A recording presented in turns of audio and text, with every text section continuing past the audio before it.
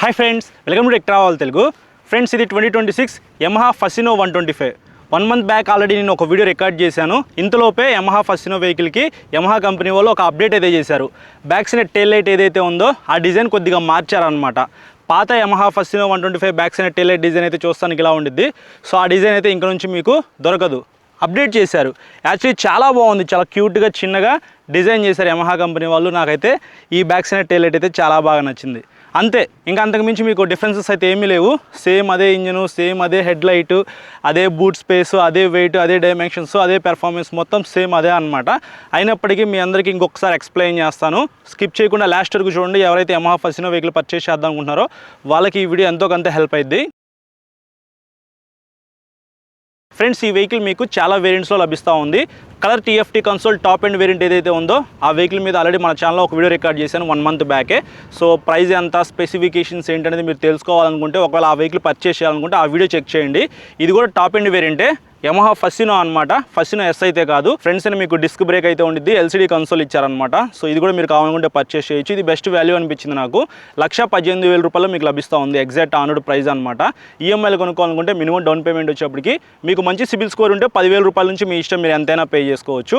Top speed విషయానికి వస్తే ఈజీగా 80 కిలోమీటర్ల పైనే వెళ్ళగలదు. మైలేజ్ విషయానికి వస్తే వెహికల్ లైట్ వెయిట్ ఉంది కాబట్టి ఈజీగా 50 కిలోమీటర్లు అయితే మీరు మైలేజ్ ఎక్స్పెక్ట్ చేసి ఈ వెహికల్ అయితే పర్చేస్ చేయండి. ఇంకా ఇంజిన్ స్పెసిఫికేషన్స్ విషయానికి వస్తే 125cc 12 ఎయిర్ కూల్డ్ ఇంజిన్ అయితే ఇచ్చారు. 8.2 PS పవర్, 10.3 Nm టార్క్ అయితే ఈ ఇంజిన్ జనరేట్ చేసింది. ఆల్రెడీ నేను రైడ్ చేశాను. ఇంజిన్ అయితే చాలా స్మూత్గా బాగుంది. ఇంకా మీకు కంటిన్యూస్లీ వేరియబుల్ ట్రాన్స్మిషన్ అయితే ఇచ్చారు. బెల్ట్ డ్రైవ్ అయితే ఉండిద్ది. ఇంకా మీకు ఇందాక చెప్పాను కదా ఫ్రెండ్స్, అయినా మీకు డిస్క్ బ్రేక్ అయితే ఉందని చెప్పేసి. మీకు బెటర్ బ్రేకింగ్ కావాలి అని అనుకుంటే డిస్క్ బ్రేక్ వేరియంట్కి అయితే వెళ్ళిపోండి. ఫ్రంట్ మీకు 190 mm డిస్క్ బ్రేక్ అయితే ఇచ్చారు. ABS అయితే ఏమీ లేదు. బ్యాక్ సైడ్ మీకు 130 mm డ్రమ్ బ్రేక్ అనమాట. యూనిఫైడ్ బ్రేకింగ్ టెక్నాలజీ అయితే ఈ వెహికల్లో ఉంది. అంటే మీరు బ్యాక్ సైడ్ బ్రేక్ ప్రెస్ చేస్తే ఆటోమేటిక్గా ఫ్రంట్ బ్రేక్ ఎంగేజ్ అయ్యి బ్రేక్స్ అయితే చాలా బాగా పెర్ఫామ్ చేస్తాయి.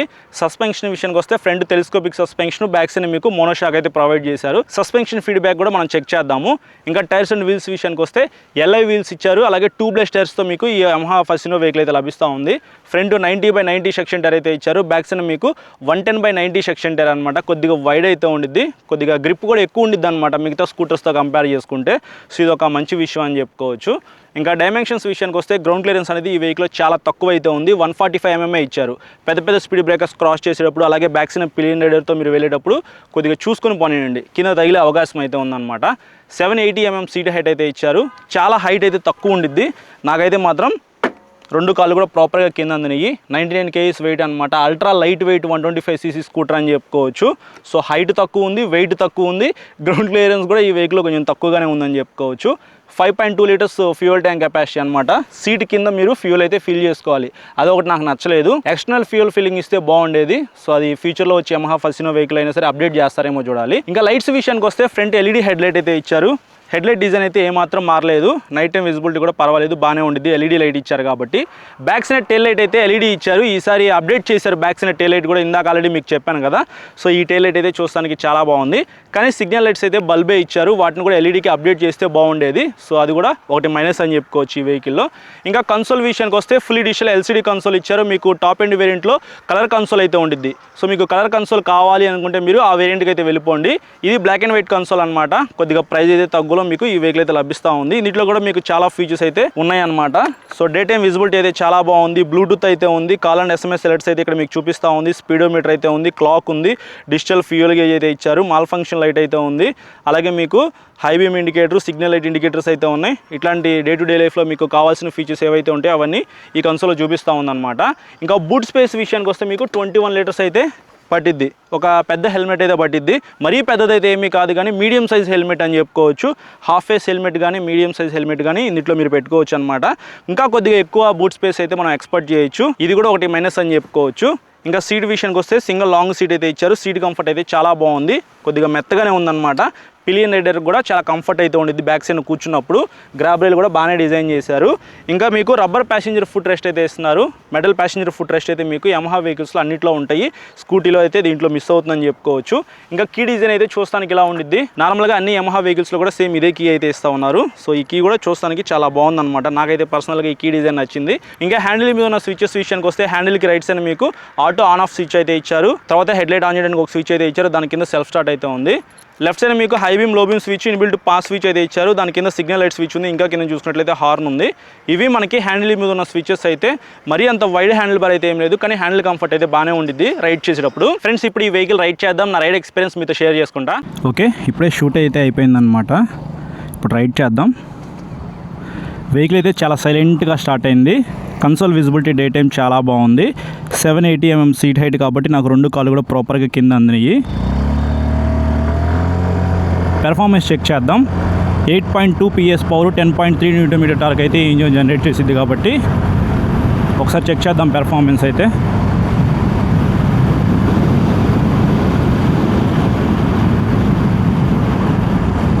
పవర్తో కంపేర్ చేసి వెహికల్ కొద్దిగా టార్క్ అయితే ఎక్కువ ఉంది.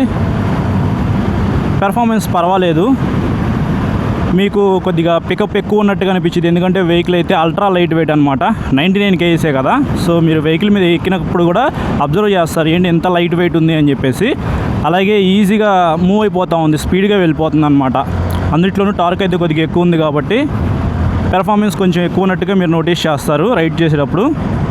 కంఫర్ట్ బాగుంది, హ్యాండిల్ కంఫర్ట్ కానీ సీట్ కంఫర్ట్ కానీ చాలా బాగుంది.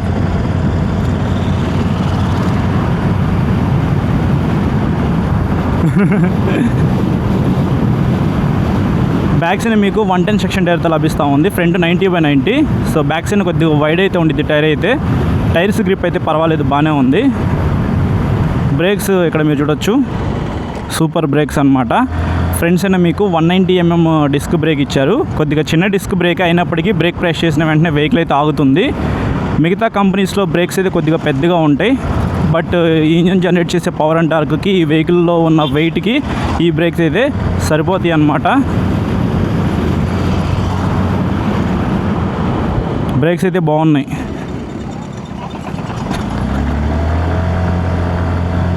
బెటర్ బ్రేకింగ్ కావాలి అని అనుకుంటే ఖచ్చితంగా మీరు డిస్క్ బ్రేక్ వేరియంట్కి అయితే వెళ్ళిపోండి. చాలా కలర్స్ అయితే ఉన్నాయి ఈ వెహికల్లో. నేను షోరూమ్కి వెళ్ళినప్పుడు ఒక కొత్త కలర్ అయితే చూశాను, కానీ అది ఎవరో పర్చేస్ చేసేసారంట. అన్ఫార్చునేట్లీ నేను మీకు ఆ కలర్ అయితే చూపించలేకపోతున్నాను, బట్ లైవ్లో ఆ కలర్ అయితే అదిరిపోయింది బ్రో.